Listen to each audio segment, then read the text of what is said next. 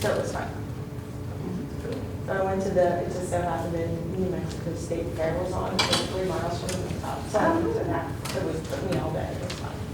Oh, great. Yeah. Well, welcome everyone to this September 19th Finance Committee meeting. And we will get an approval for the minutes, hopefully. I'll make that motion. Second. All right, any discussion? No? All in favor? Aye. Okay, approved. All right. We're going to move on to charter school enrollment and cost. Yeah, just since we already did the minutes, but I wanted to just follow up, and we'll have this back on, I think, the October meeting as well, just as a recap for the Act 1 and STEM as far as where we stand currently. I think we've had this on the October meeting, at least last year, I think maybe the past 2 years, because that's usually when we have the accurate numbers. Right. These right now are still estimates as far as the Act 1, the adjusted being, I think it's going to be somewhere around 4.9. But like I said, that's an estimate. And then, STEP, 0 doesn't mean 0. 0 is really either a negative 126,823. That's the gross, and then on the other side, if we take into account the assessment changes that we've received to date, 0 really means negative 21,427. So just wanted to recap that real quick Okay. before we move on to charter schools. So. Okay. Thank you. Yep. Always the fun numbers. Oh yeah, it's always fun numbers. So. Yes, it is. Wanted to go through charter schools, touch base with the committee, because this is something that more and more of our funding is going toward. More and more of our expenditures are made up for charter schools, and it's you'll see on the next slide. It's telling, as far as go telling. So the just comparing 2021, 2022 to 22-23 as it stands currently. So the funding is based off of expenditures, basically budgeted expenditures from the prior year, and then there are a couple of amounts that are removed. Basically, they need your federal funding, transportation gets pulled out, any of your debt financing that gets pulled out to get to a base number that then is divided by your ADMs, your average daily membership, which is the number of students that we have on an average basis on a daily basis. So you can see here that in 21-22, average daily membership was 3,487.847, and currently for 22-23, and again, these are based. The numbers that are coming up are really last year's numbers that we have to use for this year's calculations for the ADMs and for the expenditures. Okay. Keith, I can send this to you. You don't have to jot down everything. I promise I'll share it with please. you. See you writing crazy over there. So for 22-23, the ADMs are 3,394.417. So there's a decrease of membership, basically students of 93.43 students. When we went through the calculations for the charter schools, again, this is based on the expenditures. This year's are based on last year's budgeted expenditures. 21-22 was based on the 2020-2021 expenditures. So it's always working a year behind. You can see that we've had an increase in how much essentially each charter school student costs.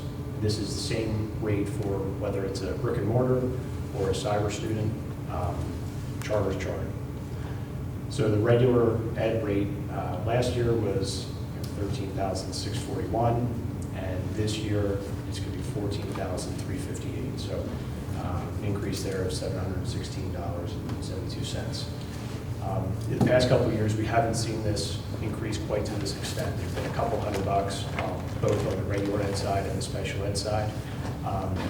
It's based on our expenditures. So last year's expenditures were higher than the 2021 expenditures, to the extent that it's then kind of it's calculating out this way, where even though the special ed side we've had an increase of roughly $3,000 per student in the special, any student who's identified as special ed that's in charter schools.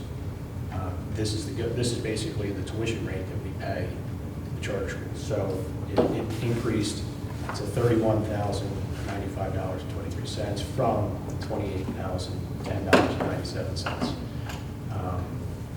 And you'll see down below there the end of year enrollment. So this was in June. We had 191 charter school students. Currently, as of last week, we have 178. So even while that's decreasing, our costs per student are increasing.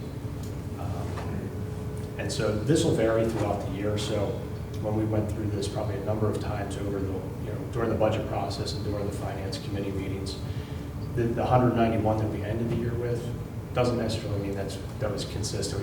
We have students come and go, or they move into the district. They were already at a charter school, so then they remain there, but they get added to our roles essentially.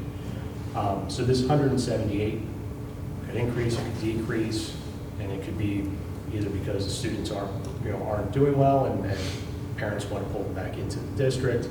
Could go the other way, and it could also be a matter of students and people moving in or moving out that were already placed in the charter school. So it's not 100% necessarily indicative of what our programming is and people's happiness with our educational offerings. Any questions on the numbers here? Are you going to give us the numbers for what our numbers are? Like here, if they go here? So that's essentially the average daily membership. And actually, Alan just sent one out, but I'd have to pull that email up. So he. I meant cost per pupil. Oh, I'm sorry. So that's essentially what the calculation is doing for the 14,358. Okay. In a sense. So this comes up pretty often where people go, hey, what is your cost per student? And you could ask that question to every district around, and somebody's going to calculate it differently, because some districts will take into account, or in some instances you'll take into account your debt financing. So if you have, if we are debt heavy, but another district is not debt heavy, our cost per student is going to be inflated. Right.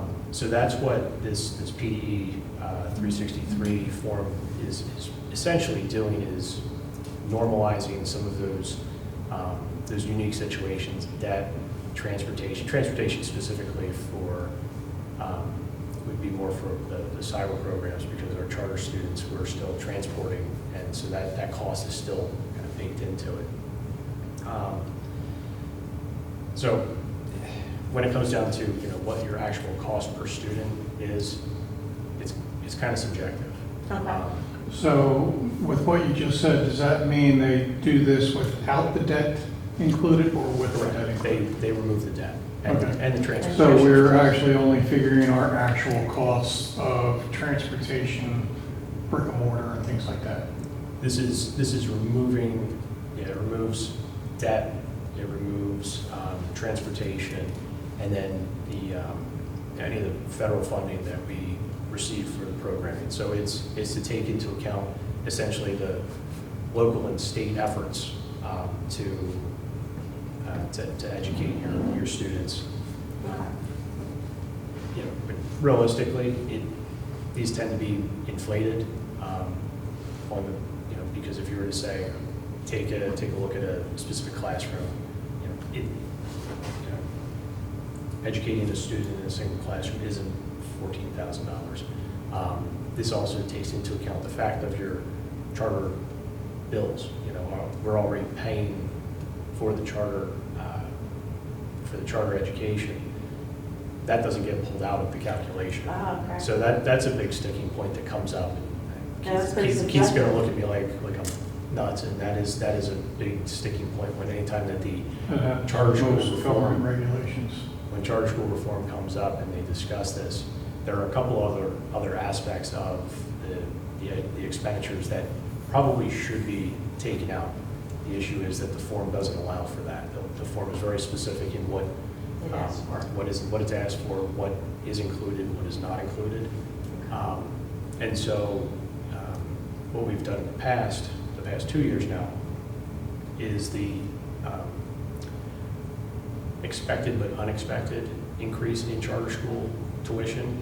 We've kept that in the other financing and budgetary reserve areas rather than building that into the line item of charter schools. So does that help us then? It does. Okay. It does, because we're not expecting to stay at this level. I mean, we don't know, it doesn't seem like we see an end in sight as far as this normalizing down to our 110 or 120 students that we've historically had, but 178 isn't what we've always expected. This was kind of new out of the pandemic, and the graph kind of is relatively telling on what that looks like.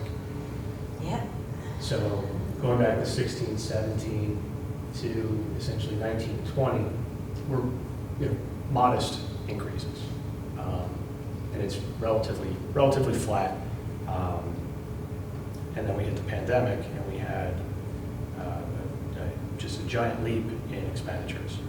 So the reason that we were still keeping that keeping that budget line item in the budgetary reserve is because we think this is going to normalize at some point. Like this, we don't think that essentially education as we've known it completely changed to say, all right, all of these students are now, these other 60 or 70 students are going to stay in charter schools. Maybe another year or two, maybe if they remain this way, we feel that it's going to stay that way and we start budgeting in that particular line item. Okay. But the reason we have it where we have it as far as the budget line item is just because we want to make sure that we have the funds available, but at the same time trying to make sure that we get these students back in, because as Dr. Roach isn't here, but he would say that, and I know that Dr. Freeman would say the same thing. We feel that we can educate these students better than what they're getting at charter schools. Yeah, just may take a couple of years till they figure that out. Yeah. And Okay. I'll say hopefully that happens before they're returning to being either credit deficient, because that's another issue that kind of snowballs, because if you have students that go out to charter, they come back, if they are credit deficient on the way back in, well, now we're talking about graduation rates, we're talking about trying to catch up on credits, so we're investing more into Edgenuity and other programming to try and make sure that the students are getting their credits timely so they can graduate on time. I mean, that's the ultimate goal. Yep. Okay, now that you brought that up, Yep. this is probably a discussion for the Curriculum and Education Committee, but if they're credit deficient coming back in, isn't there anything happening during the year that these kids are out there at charter saying that here's what they're supposed to be getting, and if they're deficient at the end of the year, anybody following up with that? I know it's not your area of expertise, as I said. Keith, I'm not sure, because once those students are in those placements, it's different than say when we're still running our UPOLA program where we have oversight of that programming. So if we have students who are struggling, if we were to have students struggling in any of those online programs that we're overseeing, we see that on a regular basis and see the attendance, and we're seeing the scores, and we're seeing any kind of progress or regression. You can work on it as you go instead of at the end. And so of the line. if we're not overseeing, which we're not, the charter programs, we don't know until You get what you get. somebody tells us, hey, Dan's not doing too hot, and we need to do something about it. That would be something that I would think that they'd be taking up with the charter program in and of themselves, because that's the Even though we paid them full price for it. Yeah. Right.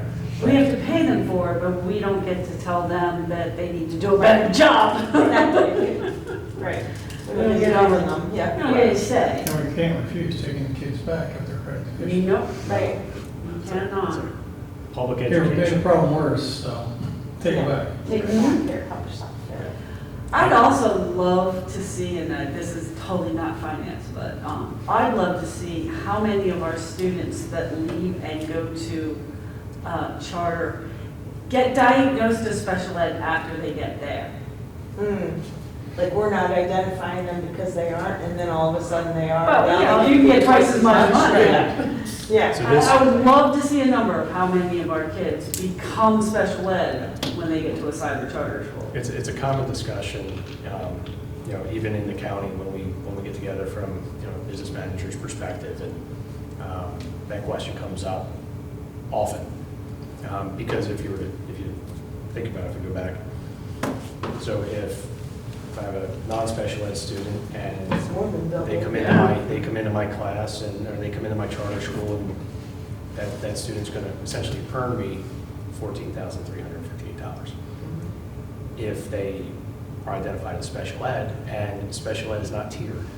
So we're not necessarily talking about high-cost special ed students or Right. low-cost special ed. This is the cost of special ed. So what that's taken into account too are some of our outside placements. You know, our costs for special ed, we have outside placements, and some students that cost well over 6 figures.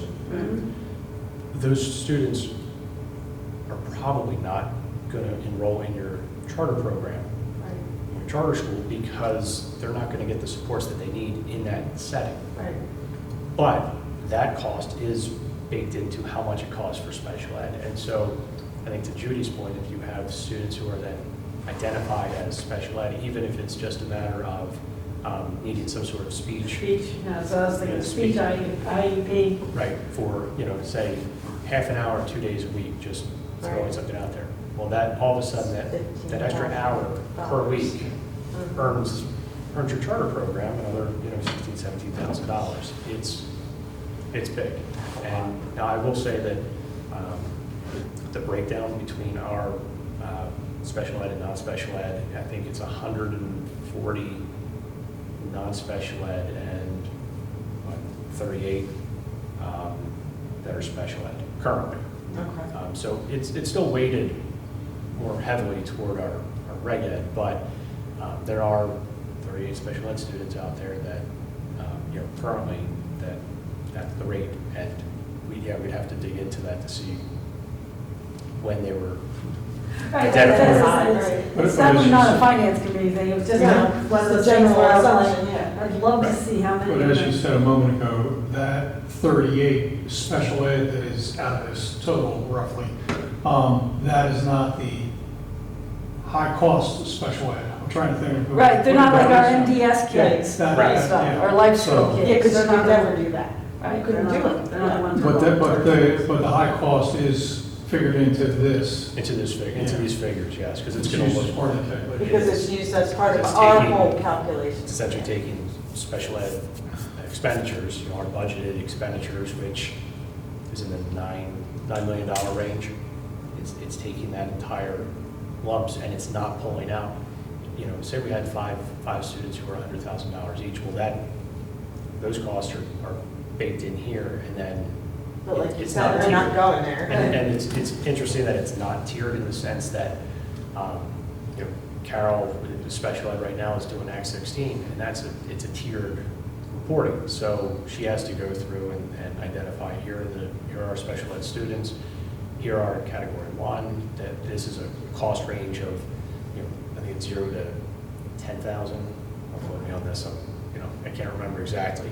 And then there's category 2, which is, you know, 10 to 20, category 3, say that's 20 to 30. I'm probably butchering the numbers, and Carol will yell at me.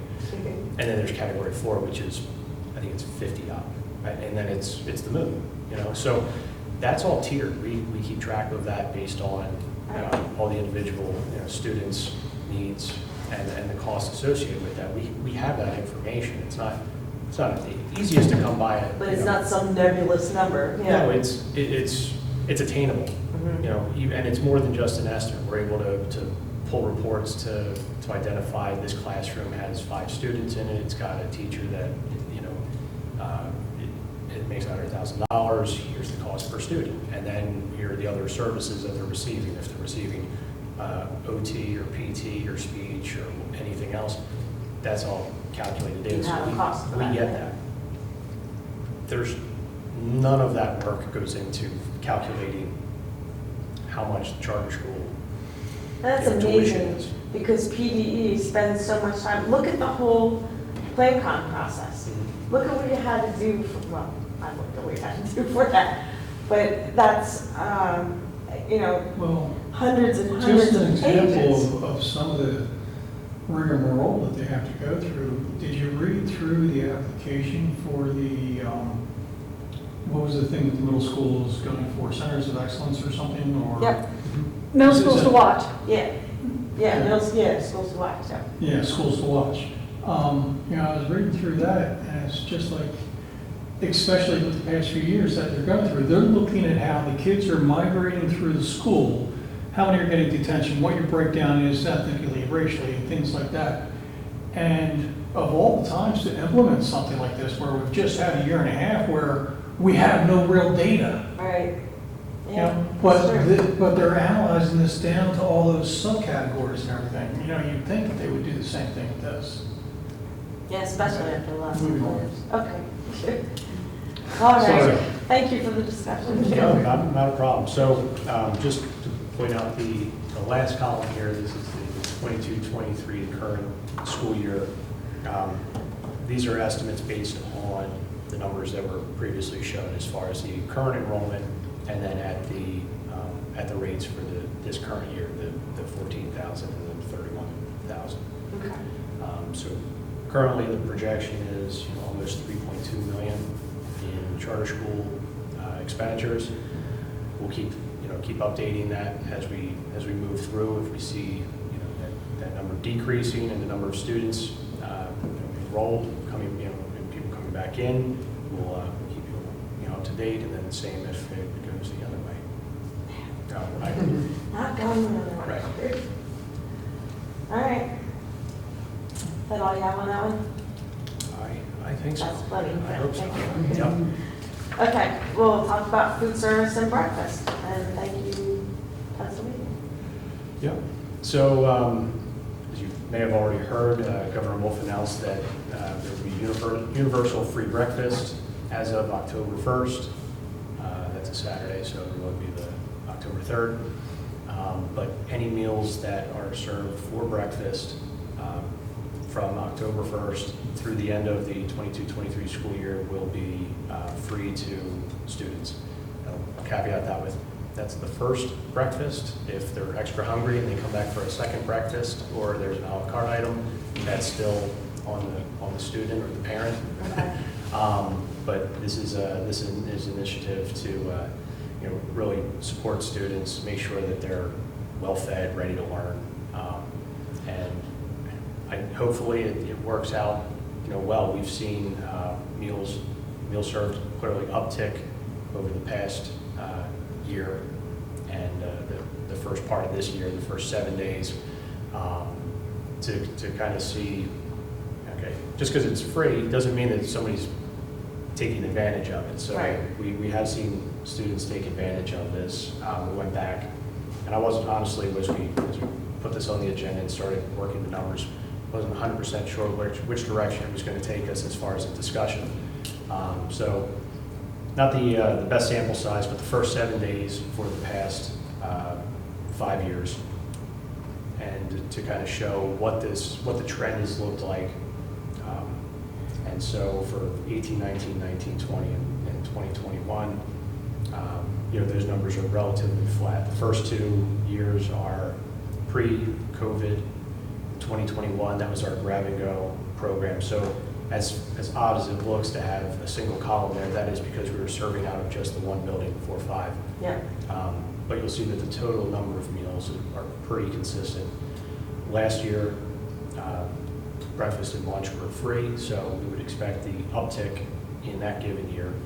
So you'll see that roughly 530 extra meals served across the district in the first 7 days. Like I said, we wanted to try and get something that was consistent. So even though it's 7 days and it's not usually the greatest judge. Usually we wait till October to get a good handle on what the service looks like. It was a good representation of what last year really looked like as far as those meal counts. What was interesting is when we looked at it for the first 7 days of this year, it's still higher. So, a couple of things. Part could be that people don't realize that it's not free, and this might come back to upset a couple of people if their kids have been eating breakfast and they're on the hook for the charge for the first month here.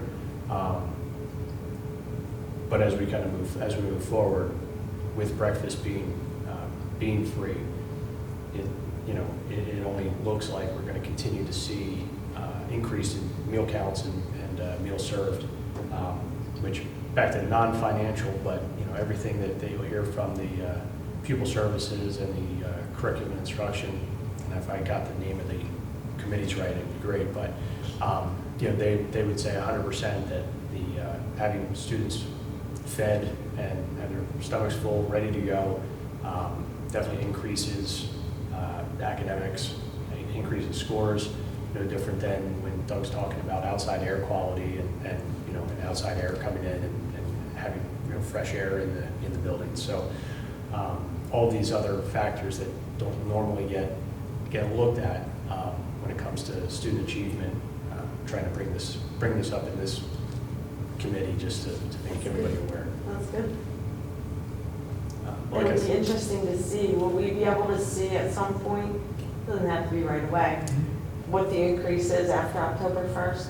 Like, Yeah. do people are really taking advantage of it? I hope they do, we Yeah. might as well. Yeah, We're we paying. can absolutely trend As that taxpayers, will pay month to for it. month, and even year over year. Okay. So year over year, 1 year is not going to really give us great figures just because last year was free, and if this year is free, then presumably there's not, the meal served should be relatively consistent, making an assumption there.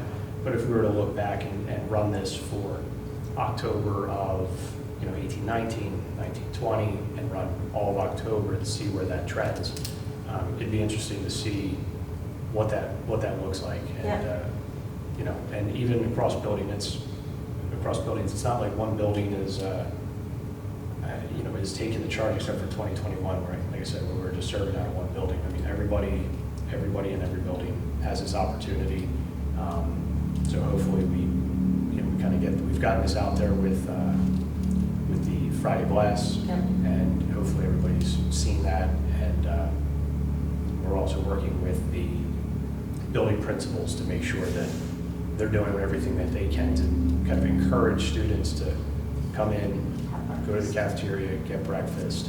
I think we're going to try and get them to eat in the cafeteria. I know there's a push a couple of years back of like breakfast in the classroom. That way it's a come in, grab your bag breakfast and go. But from a custodial and cleaning side of it, that's a logistical nightmare. So so we're working with the principals to make sure that we've got the kids funneling through the cafeteria, and if the students want to eat, that they have that opportunity. Good, that's great. Like I said, taxpayers are all paying for it, we might as well use it. Yes, we are. Cool. Sorry. I was going to put no such thing as a free lunch, and I was Yeah. like, no, don't get Melanie Not started. this year. No. Well, any year. Sure, that's true. Somebody pays for it somewhere. Yes, that's economics. Yeah, exactly. We got Keith. I was just curious of what the size of Marlboro enrollment is versus Hereford. Because it's just like Hereford has doubled Marlboro every time. I'll say, so Hereford was, so before the 4-5, Hereford was We just saw those significantly, numbers. significantly larger. But you're right, as we kind of continue through, there's, Or is it just the, do you have Economic makeup. those numbers too? Yeah, I Judy? think it's the. Yeah, I think I do. I know Alan just shared it out, I didn't. Yeah, you're right. I think it was somewhere in the MD, I think so. in the MD. But I would think that that makes sense. That makes sense. 10th day enrollment for 2022, there we go. There it is. Up here. Come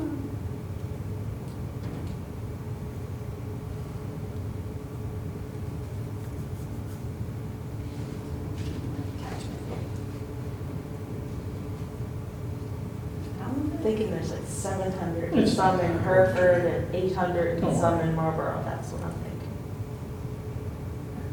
That's my As guess. soon as I move For some on. reason, it doesn't want to, like, I can get to the 10-day enrollment okay, update, yeah. but when I try and click on the attachment, my it says phone's no. not letting me attach. Yeah, don't worry about it. Yeah, No, it's just, it was fine. just All right. curiosity. Yeah, I'll so, I'll pull but it up. it is there, it's in the September 16th. Yeah, I went through all of them, it's just that I only retained so much. Yep. Well, yeah, I can't For the remember. past Numbers month were of work, either. I've been tearing what hair I have left out.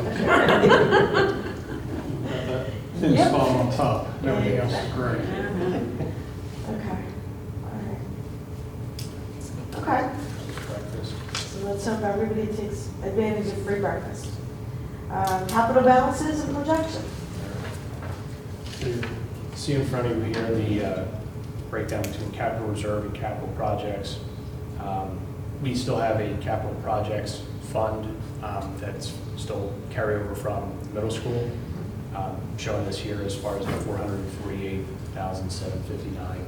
At some point in the not too distant future, there'll probably a motion that will be coming, and probably come to a finance meeting first to discuss it. But as far as requesting to transfer balances from the capital projects into the capital reserve, from a bookkeeping side, having everything in a single fund makes more sense, and then we know exactly where everything is, especially the capital projects. We're still able to use that for other, essentially other capital projects. That was the way that the bond issuances were written, to make sure that we could use that for other projects as they came up. The issues that we've seen is, so out of this 448,000, I think 300 and some is in a money market account. There's a 100 and some odd thousand in checking account. We would normally be paying, if we're paying off the basin or the Giza project, we could use the capital projects account.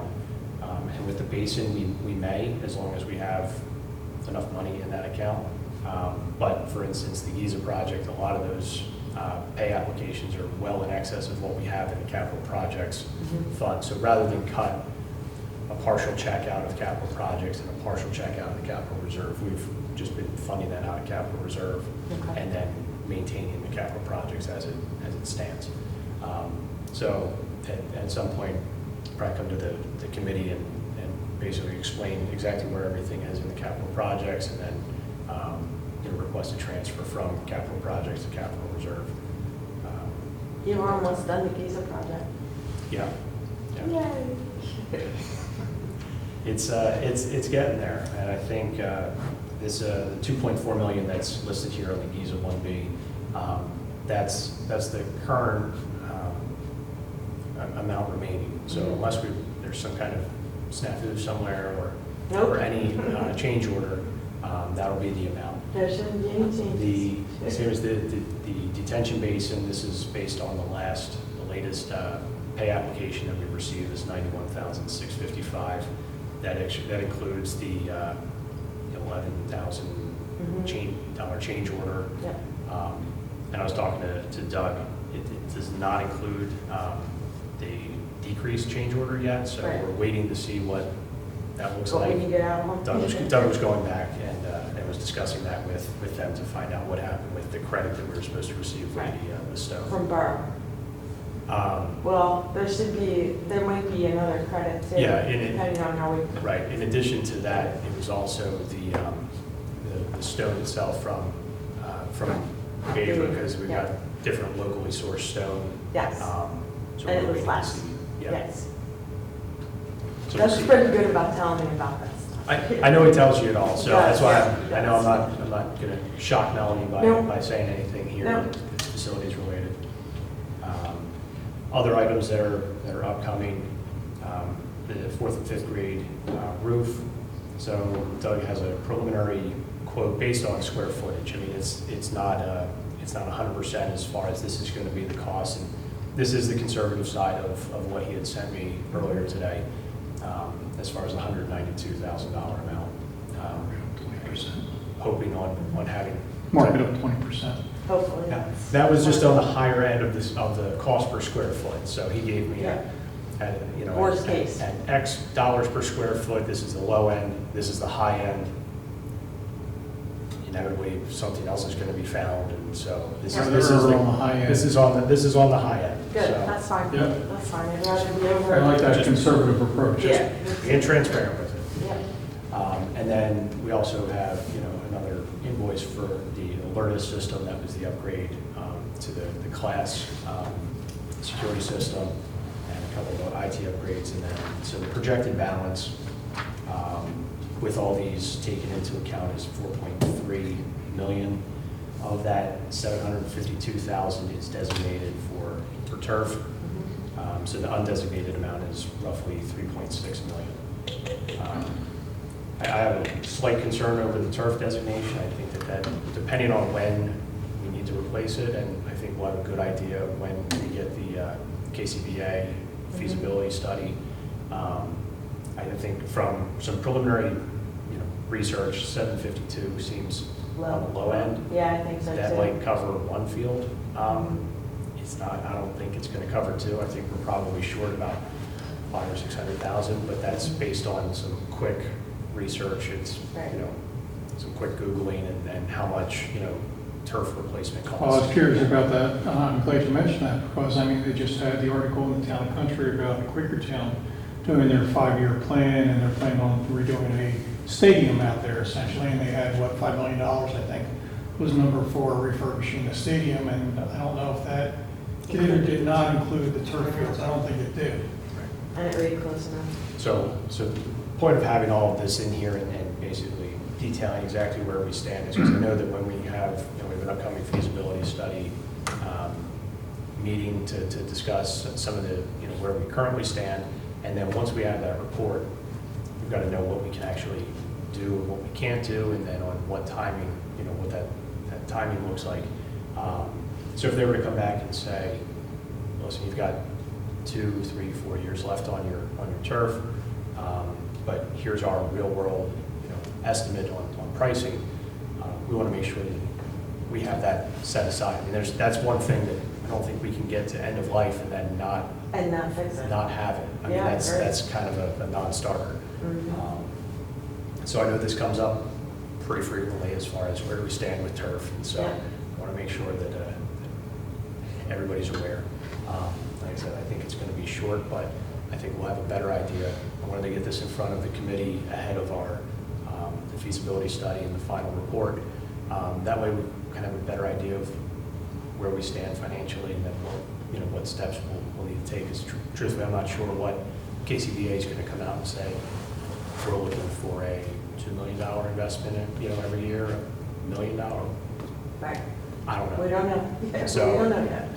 So this at least gives us an idea that, okay, if it was, $1 million a year, we've got a good start to have a couple of years of Intense projects savings. that we can actually undertake without borrowing, without, really considering that, the tax ramifications and trying to budget, a transfer.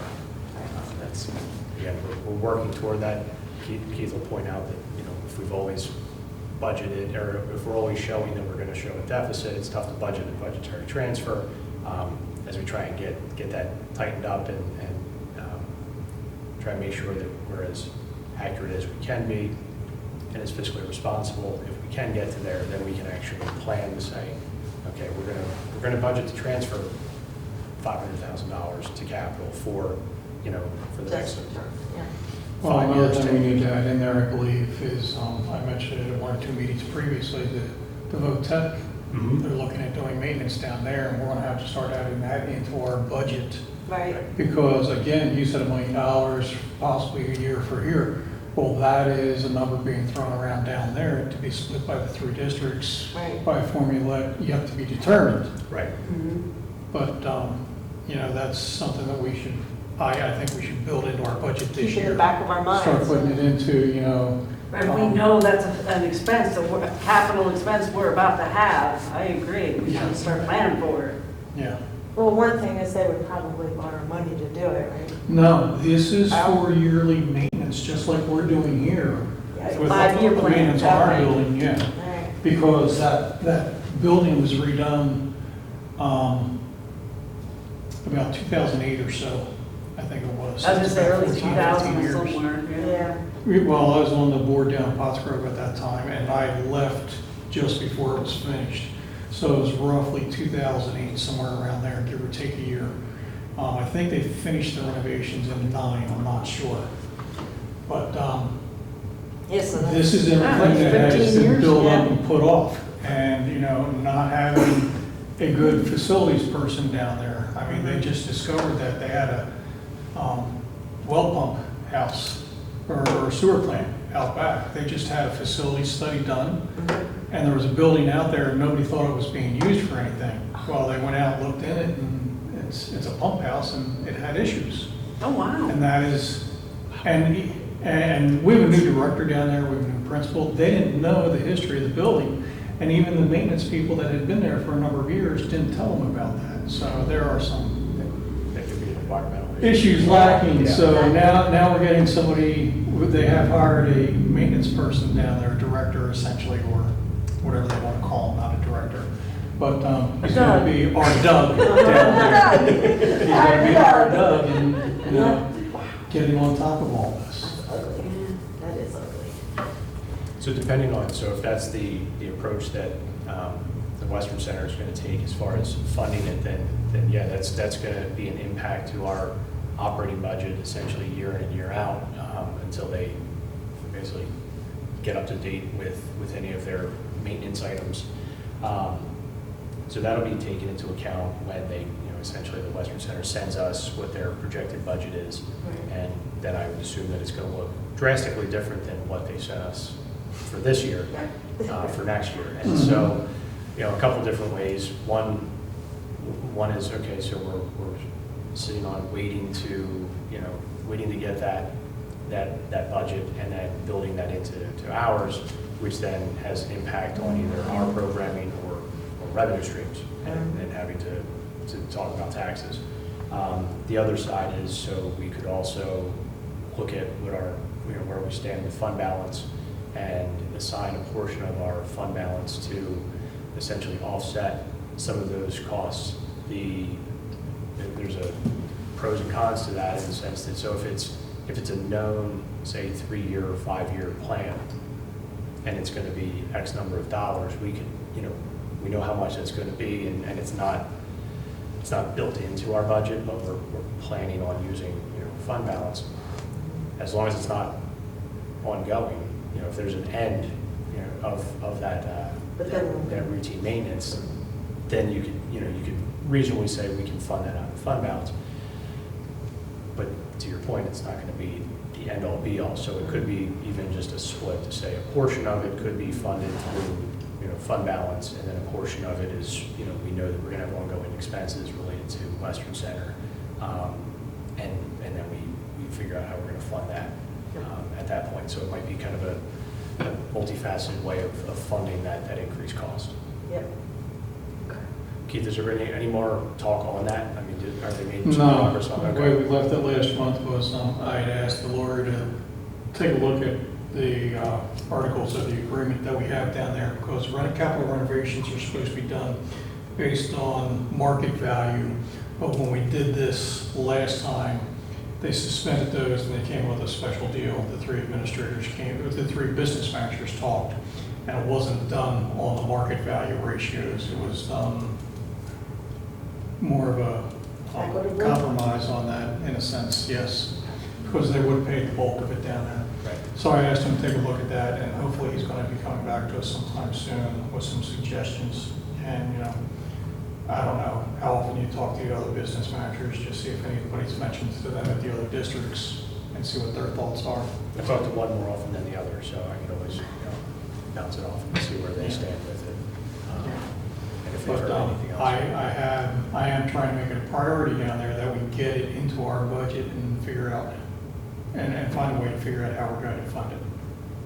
Because we can't come up, in order to do a capital project down there, you have to have a meeting of all 3 districts, of all 9 board members, which is 27 people, plus Wow. business managers and administrators. So we had about, I don't know, 35, 40 people meeting back then. Wow. That's a lot. That's a lot of opinions. Yeah, it sure is. There's a lot of I opinions. remember Sandy telling me that it was a boatload of fun. Not bad. You know, So- going through the bond issuance the last time, so.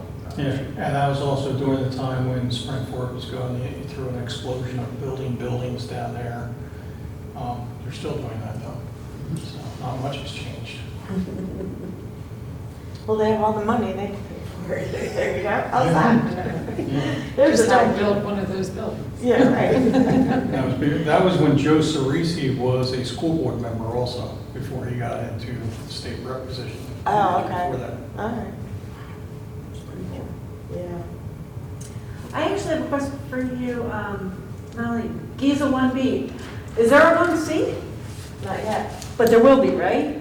There'll probably be a Giza 2. Or Giza 2, C, D, okay. E, F, G, 3. Because I didn't think that this was the end.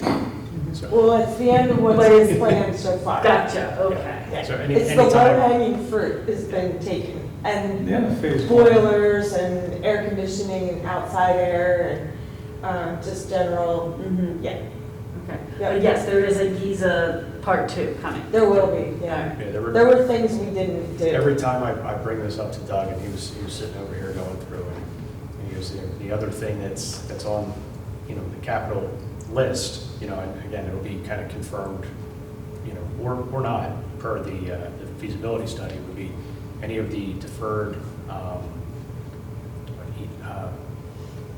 1As and 1Bs. yeah, that any we of didn't pay. those, I was trying to think of the acronym, but it's going to elude me. I was going to say ADMs, and I'm like, no, that was something different.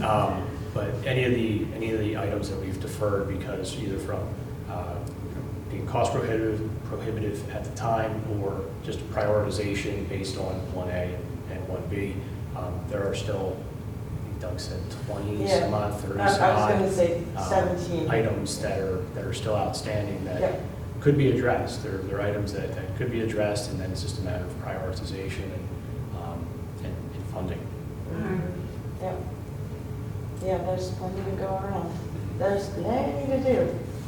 We made a good dent, but not really. Good, but not really. Yeah, just the roof, the high school roof, you know, that's at least a $300,000 expenditure. The roofs, I should say. Yeah, and that's just partial. I mean, if you're talking Yeah. entire roofing structures, Yeah, you're That's a lot of you're square in- foot. You're in millions. I mean, that's just because it's even 200,000 square feet. maybe even 200,000 for the 4th and 5th grade admin building, you know, just the office building, 200,000. You're talking about full building worth of full of roofing systems. And they're all That's- different. And they're all different. Yeah, that's the problem. Yeah. Yeah. They are. I have a question about capital funds. Yeah. So, in the whole, we've been talking about the whole $85,000 middle school tapping fee for the water Mhm. that we did or didn't pay, that nobody knows about. When I was thinking about it, do you know what the tri-party agreement, who's the third party? Upper The bank. Hanover's one of It's them. Upper Hanover, us, and then the bank, the institution. So Okay, I it's- wasn't sure who the third one Yeah. was. I knew two of them. Yeah, I'm pretty sure that the third party to it is the bank, who's basically sitting in trust of the outstanding That's amount. right. The It's amounts, not a lot. it's 40 Yeah. some odd thousand. That's part of the 61, I figured it was. 556. Parts of the tri-county, that's the biggest part, which is, like I said, it's 40 some odd thousand. And then there's another piece that's still sitting with the township For the trees. for the trees, and for that had to start, you know, the 18-month waiting period essentially to clear that, which that didn't start until 9 months ago, I think. I think it's already started. I don't think that was dependent on the trees starting that. I think that period had already begun as far as the 18 months. No, I think the trees are I don't know all about about that. there. Okay. I don't know about that. I think they were. Doug did say for the trees are scheduled for next week, so. Yeah, oh, good, excellent, good. You can ask him about it at the facilities meeting on Monday, but Good. he's set the he said that they're going to start the tree replacement next week. Good, that means we hopefully got the agreement from Upper Hanover that said this is once and done, don't ask us to do it again. We did. We got Good. that from. I went to the meeting, from they Mark. asked them We for filled- this. we signed that a while ago. We tried to get this, get the trees squared away a few months ago, and then all of a sudden it was May, and we couldn't do anything about it. Yeah, you because can't it plan got that. too late, so then, we're scheduled for September. Good, excellent. And then there's another escrow, just to circle back on that, for, with the authority. I think it's, The Water Authority? I think it's Upper Hanover Authority. I think we got the escrow back from UMJA. It's Okay. it's Upper Hanover Authority, and it's a small amount. It's $2,000 or something like that. It's not gonna offset the 85? It's not, but we've got to work through closing those off, Yes. closing it out, because Because we don't need them anymore. it was there for the middle school. The middle school is Yeah. here, and we haven't, Fixed them all. had any issues come up that Right. have required them to go back to the escrow. So Right, as we're going through this, we're stuck with the tri-party right now, but we'll look at the township itself, Okay. that they're holding themselves, and then also the authority, to see if we can free those up. okay. Yeah, I just know every time I go, like for years now, whenever I go to an Upper Hanover meeting, there's always somebody there from TH Properties, because they're still not done yet. And they're like, okay, well, we can release this much escrow, and we can release every month, it's like a little bit of escrow. So I know we're Same thing happens eventually in getting. Pittsburgh Borough when they do projects. Exactly. It's Yep. all a matter of percentage of completion. Yes, yeah, yeah, okay. Yeah, I keep forgetting I was gonna ask you that, so I just thought of it and wrote it down so I wouldn't forget. I'm still disappointed that this was missed during the Yeah. whole process. Yeah, me too. The Of how tapping it's gone fees through. and, Yep, yeah. yeah, We went back, we looked at payments that were made through the contractors, payments that were made outside of the contractors, nobody's got it, yeah, yeah. anyone don't say it. And they didn't bill it either. No. That was I the mean, issue. that's- They didn't That's the bill thing, it. it's, okay. Well, I told them at the meeting. I went to don't the go water paying company. bills that I don't have. Yeah, That's, exactly. it's kind of tough to do, and from a You don't have a bookkeeping crystal side. ball? From a No, bookkeeping side, and from, if Bo and Hank from Gorman came You in, just and don't they pay wanted to come anyone look to at do it it and say, hey, what did you pay here? Right. You go, there's no invoice, we just decided to give we just you know, decided to donate it. $85,000, Yeah. that wouldn't go. But still, that should have been part of the project plan somewhere along the Yeah. line, I would think, whoever. Right in the beginning, actually, because they needed water right away. Right, right. And speaking of paying bills or not paying bills that you don't Yes. have, Yes, so this, late addition to the items to discuss this evening, but Act 57 was just passed, or was passed back in July, and we'll be working to get a resolution to the board, probably at the next, the October 13th meeting. the regular one, yeah. We'll try and get it to the regular meeting. We have to work with Kyle to get language put in place, and it's going to be the same resolution that he's writing for every Everybody. district that he's representing. Essentially, the issue that has kind of always been persistent here was if you had purchased a property and did not receive a tax bill, you were still liable for your tax bill. Even though you didn't get a bill, you didn't know you owed it, you should have assumed that you owed it, Mhm. and you were supposed to You contact. should have known. You Yeah. should have known, Should have and so you were Yeah, supposed to there's a reach law. out to, exactly. Busy.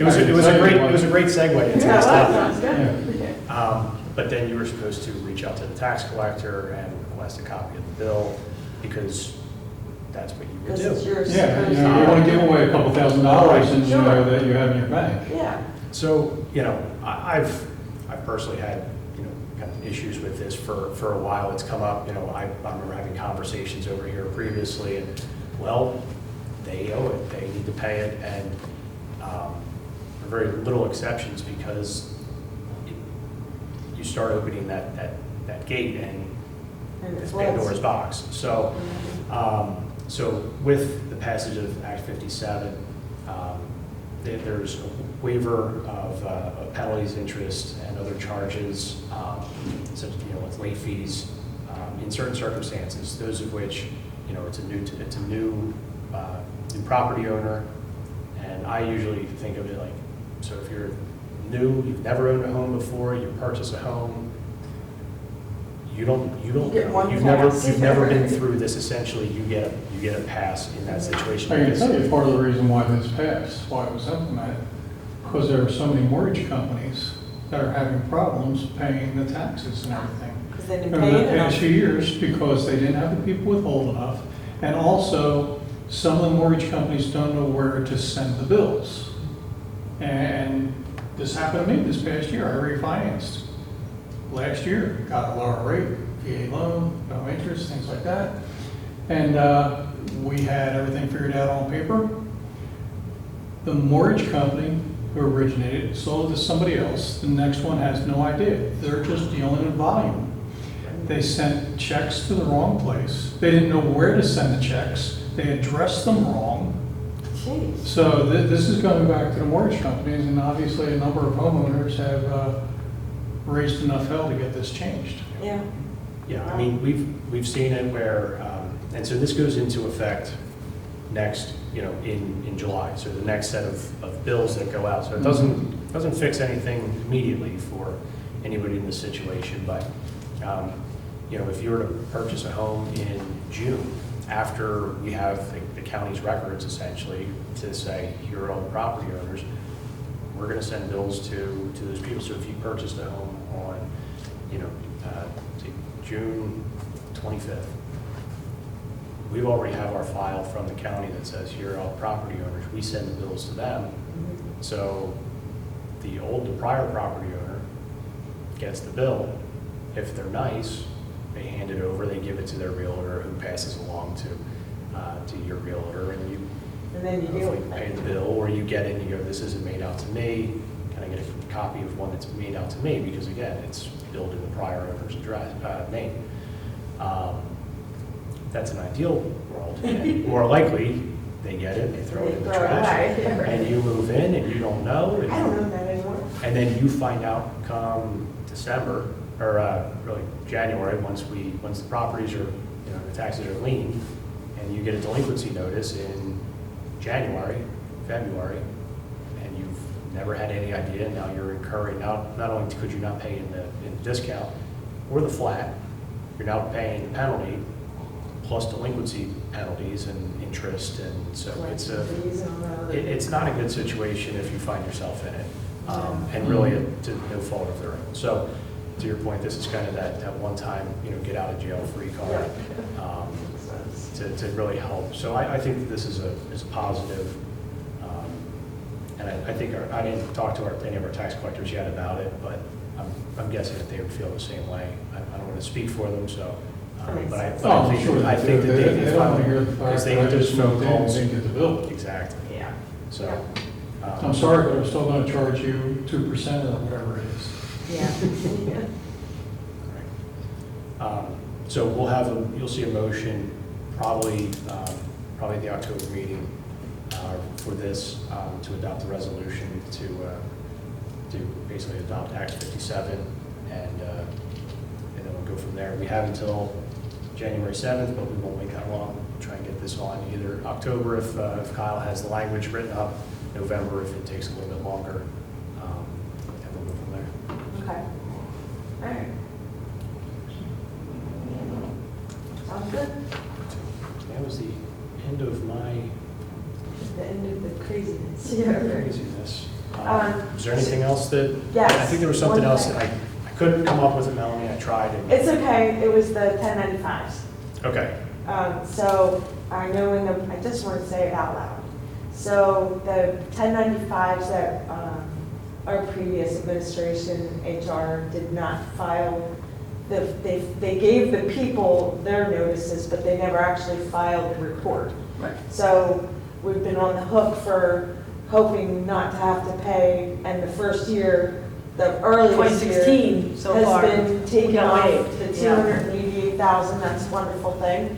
So hopefully 17 and 18, and then in 19, Georgie started and it was all correct. Right.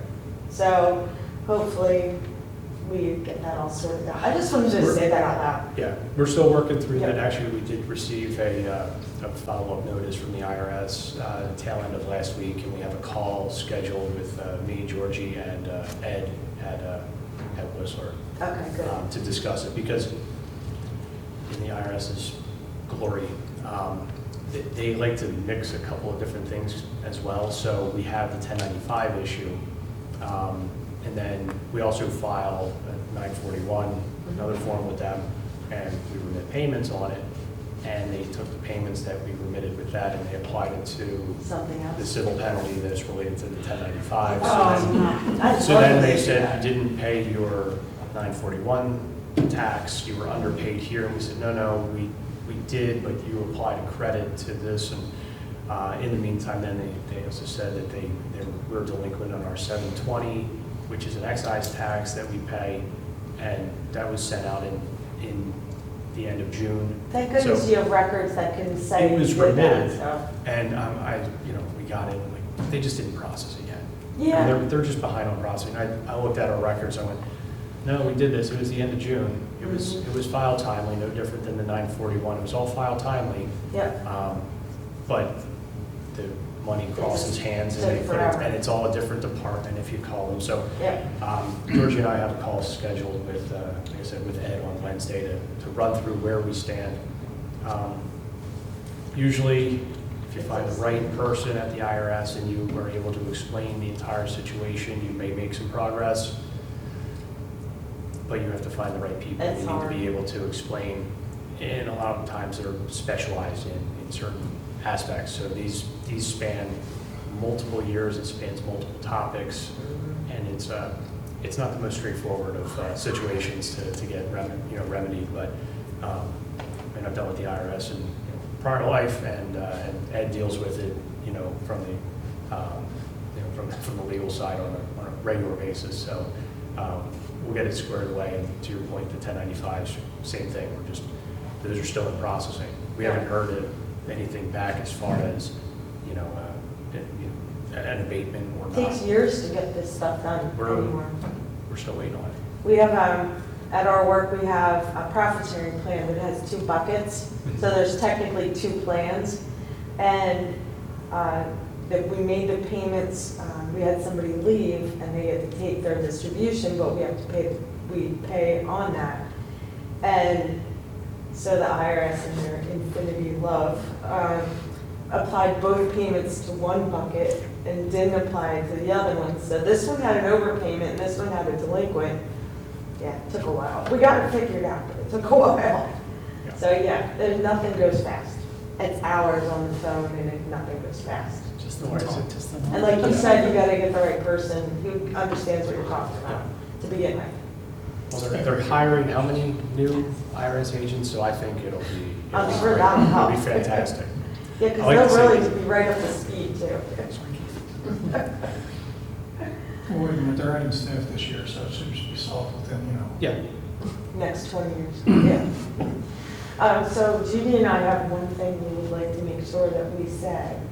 So at the Veterans Breakfast on Saturday, they need 2 new big coffee, Yeah. big ones, big ones. Yes.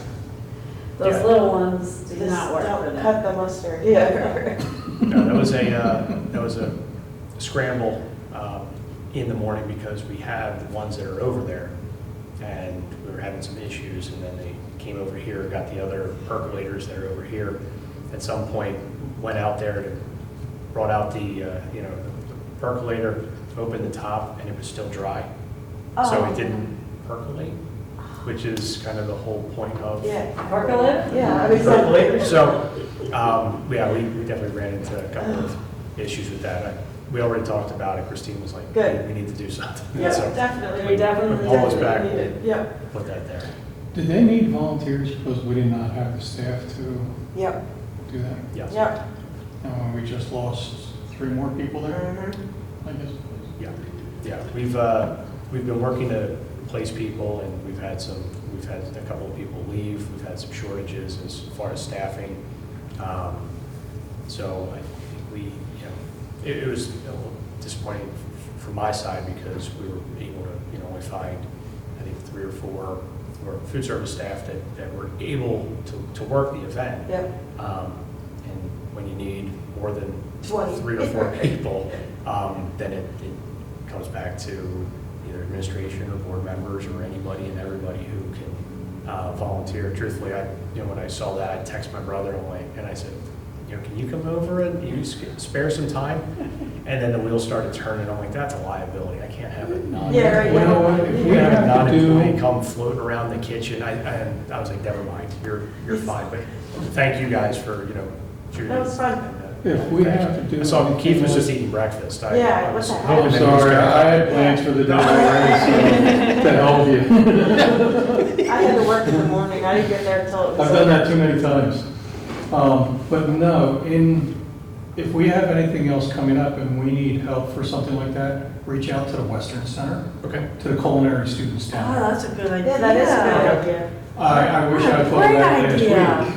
Yeah, Yeah, I wish I'd thought of that last week, but, I was you missed out on that. too scared. I think we thought we were in a better situation than we were, and then it kind of crept up, and all of a sudden, we didn't have the staff that we thought we did. So otherwise, I think we would have. I know that I think the National Honor Society had a few students there that came to help. That's it. They were helping in a couple different manners, either serving or Clean helping up. at the door and clean up and Right. stuff. So we did get some student assistance, but I'll definitely keep that in That's a mind. good idea. That's a real good idea. Yeah, because you might be able to even get the instructors to come up and help, or you might be able to just get student bodies to come up and help. Right. I don't know how many, but, That's good. because when they do have functions down there, they run their own little kitchen with all the students doing everything. Seating, menus, making. When they do their monthly meals. Is that I'm hoping that they've started up, I haven't heard anything yet. Do they use that's all the kids, right? That's all the Yeah. kids that do Yeah, that, yeah. that's what So I if they thought. do a monthly meal, they have kids at the front greeting you, doing the front of house stuff. They have the kids in the back making everything. When they did that Cinco de Mayo celebration, they made all the sauces, all the rubs, everything that Nice. was done there that night. Nothing was really prepackaged. Yeah, cool. That's a really good thinking.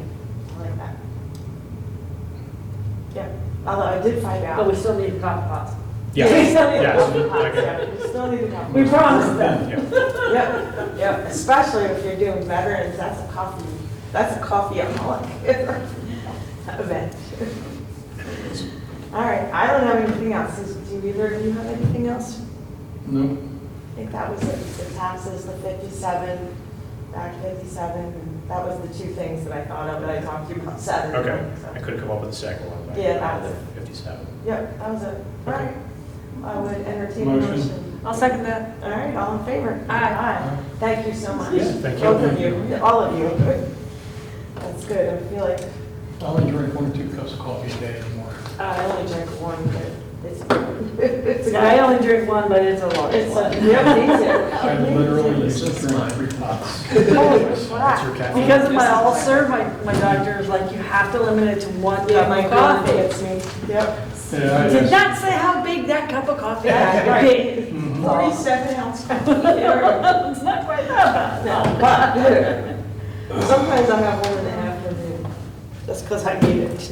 I need it. I have 2 usually a day. Sorry, let me get the. Yeah, I'm good for 1 for sure too sometimes. That's what I'm working from home. If I go to work,